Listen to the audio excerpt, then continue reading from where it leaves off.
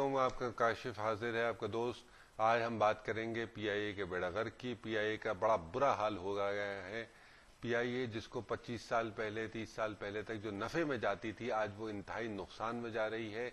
जिसको एयरलाइन को parts NTD पे यानी कि नेट 30 डेज पे दिए जाते थे, जिसकी क्रेडिट वैल्यू होती थी, आज उस एयरलाइन को अपने जहाज कैनिबलाइज करने पड़ रहे हैं। पुराने जहाज़ों में से पार्ट्स निकाल कर इस्तेमाल करने पड़ रहे हैं, क्योंकि इंटरनेशनल सप्लायर्स ने इन्हें पैसे देने से मना कर दिया है, इन्हें क्रेडिट देने से मना कर दिया है, इन्हें सामान देने से मना कर दिया है।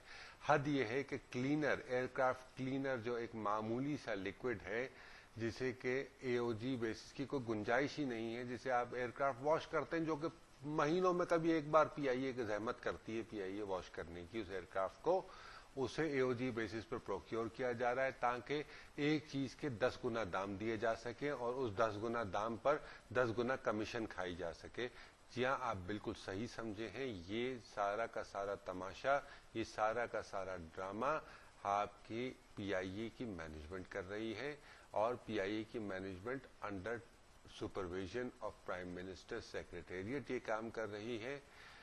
कैप्टन शुजात अजीम साहब, जो इस वक्त रिस्पॉन्सिबल करता धरता एविएशन सेक्रेटरी, एविएशन के adviser to prime minister on aviation matters हैं, उन्हें इस बात का एहसास नहीं है कि पीआईए का किस कदर बेड़ा गर्क हो रहा है। वो खामोशी से बैठे, अपने आराम से, अब सुकून से अपने दफ्तर में एयर कंडीशन में बैठे हैं। पीआईए की आवाम, पीआईए के लोग, पीआईए की एम्प्लॉइज, उन्हें तनख्वाहें देने के पैसे नहीं हैं।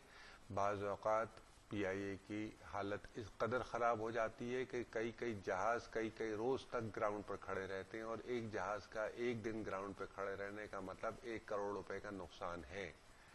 इसका मतलब आप इमेजिन कर सकते हैं कि कई करोड़ का नुकसान पीआईए रोजाना के बेसिस पर भुगत रही है, और आपके और मेरे पैसे से भुगत रही है।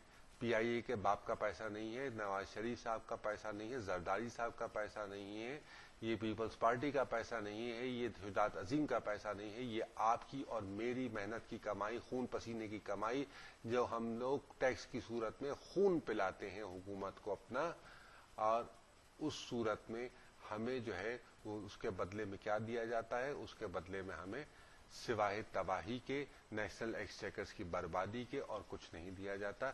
आज प्राइम मिनिस्टर साहब ने फरमाइश पेश कर दी कि जी मुझे 15 दिन के लिए जाना है अमेरिका, और मैं जाऊंगा 350 आदमी के जहाज में 777 में, जो कि जिसमें के वीआईपी ट्रीटमेंट आप पहले करके दें, वीआईपी अरेंजमेंट, वीआईपी कॉन्फ़िगरेशन उसकी करके दी जाए, जिसके लिए वो 5 दिन मजीद जहाज खड़ा रहेगा जमीन पे।